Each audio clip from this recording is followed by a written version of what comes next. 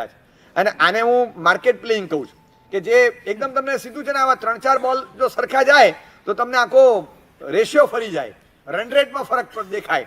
2-3-4 stroke આવા સરખા જવા જોઈએ. 6 4 6 6 ઓહો 22 રન થઈ ગયા 4 બોલમાં. અને તમને લાગે આવા તો 3 ઓવરમાં નહોતા થતા, હવે 4 બોલમાં થતા હોય, આમ જ રમાય. પાછળવાળા શું કે 4 ઓવરમાં ન થયેલા 4 બોલમાં થયા, આવું જ રમાય. બધાને એમ લાગે કે નહીં? અરે તમે 40 વર્ષથી ધંધો કરો છો, આજો 4 મહિનામાં અમે આટલું કમાયા, બોલો કઈ માર્કેટમાં નખાય પૈસા? આમાં જ નખાય. પણ પછી રમતા આવડતું હોય તો, રમતા ના આવડતું હોય તો શું કરવાનું? ટાટા લાગ્યા તો ટાટા, નહીં તો ટાટા, બીજું શું?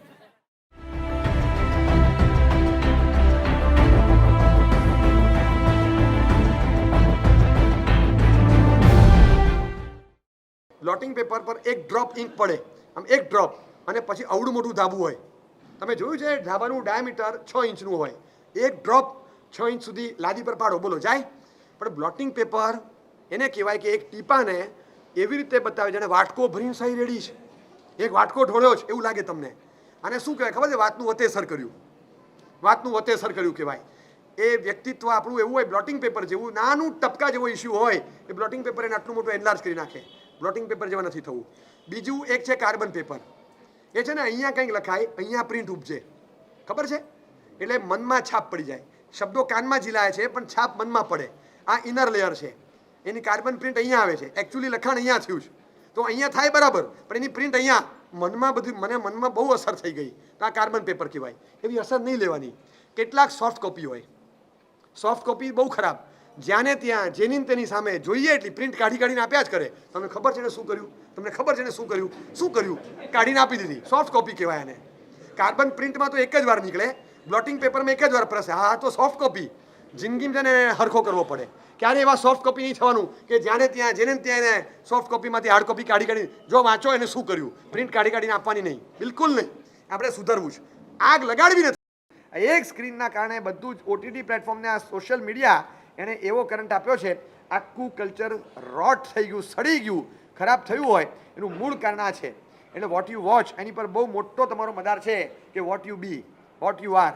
તમારા વ્યક્તિત્વનો, તમારા આરોગ્યનો બહુ મોટો મદાર આ ડાયટિંગ સિસ્ટમ પર છે. અને diet is inclusive of what you it as well as what you listen. તમે શું સાંભળો છો, તમે શું સાંભળો છો? કબૂલ, કદાચ છે ને મજા આવતી હશે, પણ હું તમને કહું કે સાંભળવાનો શોખ પણ એવો રાખો કે જે સારું સાંભળવા મળતું હોય. કાનમાંથી સારું જશે ને એ તમારા માટે ચમત્કાર સર્જશે.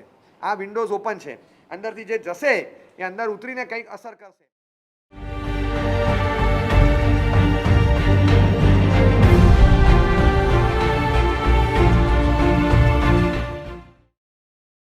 સુપર ક્લાસનો જે જીવ હોય એ કોઈ પણ ખરાબી પોતાના લાઈફમાં એ પ્રિઝર્વ નહીં કરે. અને જે એની પાસે વિશેષતા હશે, એક્સક્લુઝિવિટી, એ એવી રીતે રાખશે કે એનું શો ઓફ નહીં કરે. દરિયો 2 કામ કરશે, એના રત્નો, એના મોતી, એ બધું પેટાળમાં એવું છુપાવીને રાખશે, એ બહાર નહીં આવે. તમે નીચે જાઓ તો મળશે, બાકી દરિયાની સપાટી પર નહીં દેખાય. અને કોઈ મળદું આવ્યું ને દરિયામાં, એનો સંગ્રહ નહીં કરે. 1 2 અને ત્રીજી હડફેટે ફેંકી દેશે. દરિયો કોઈ દિવસ મળદું ન રાખે, એને ફેંકી દે કિનારા પર. એ રાખે નહીં, એ તરંગોમાં ઝપાટો લગાવી દે. એ આ ખરાબી છે, આપણે આનો સંગ્રહ નહીં કરવાનો. સંગ્રહ રત્નોને મોતીનો કરવાનો. એ કોઈ પણ ખરાબી સોશિયલ મીડિયામાંથી પણ આવી, પણ એ ખરાબી રાખીને ઉછાળીને ફેંકી દે બહાર. અને રત્નો હોય, સારી વસ્તુ જે જાણવા મળી હોય એને જિંદગીના પેટાળમાં ધરબીને પ્રિઝર્વ કરીને રાખે.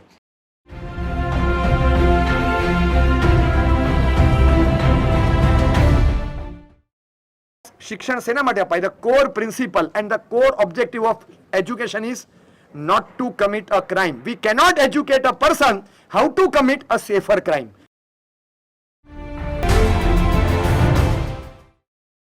પૈસાનું ઇન્વેસ્ટમેન્ટ કરવાની બાબતમાં આપણે આટલા હોશિયાર છીએ. ટાઈમ ઇન્વેસ્ટમેન્ટમાં શું?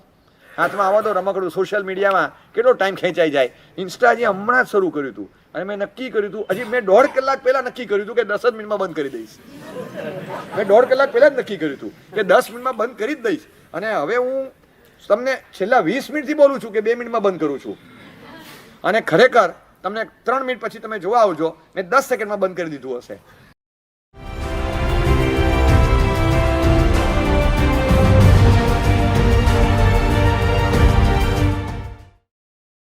કોઈક વ્યક્તિને જ્યારે બાના રજૂ કરવા છે, ક્યારે રજૂ કરે? તો એની પાસે લગભગ 4 કારણ છે. When we cannot accept the challenges, કોઈ પણ પડકાર તમારી સામે આવ્યો એ સ્વીકારી શકાય એમ નથી, ત્યારે તમારે કંઈક એડજસ્ટ કરવાનું છે, કંઈક કરવાનું છે. Van you cannot accept the challenge, ત્યારે તમે બહાના બતાવશો. બીજા નંબરની અંદર van you cannot accept your mistake, તમારી કોઈ ભૂલ થઈ છે અને ભૂલ તમે સ્વીકારી શકો એમ નથી, ત્યારે પછી બહાનાઓ રજૂ કરવાના. ત્રીજા નંબરમાં when you cannot leave aside your laziness, તમારી આળસને ખંખેરી શકો એમ નથી, ત્યારે તમે રજૂ કરશો. અને ચોથા નંબરમાં when you cannot shoulder the responsibility, જવાબદારી લઈ શકો એમ નથી, એટલે છટકવા માટે બહાના રજૂ કરવાના. આ 4 મજબૂત કારણો છે.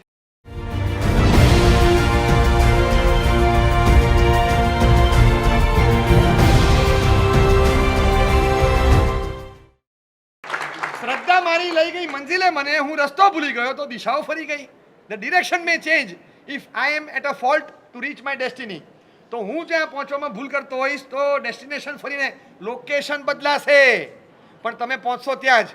રાજકોટ તો રાજકોટ જ પહોંચશો, રાજકોટ અહીંયા આવી જશે તો રસ્તો ઊંધો પકડાઈ ગયો. તો તમારી શ્રદ્ધાને એ તાકાત છે, શ્રદ્ધા તમારામાં હશે. તમે તમારો ધર્મ કેટલો તાકાતવાળો છે ખબર નહીં, ધર્મ પ્રત્યેની શ્રદ્ધા મજબૂત રાખો. અત્યારે ફૂલ્લી ધર્મ પર શ્રદ્ધા વધારવાનો યુગ છે, એટલે બધું બાજુ પર મૂકીને બ્લાઇન્ડ ફેથ સાથે ધર્મ પર તૂટી પડવાનું.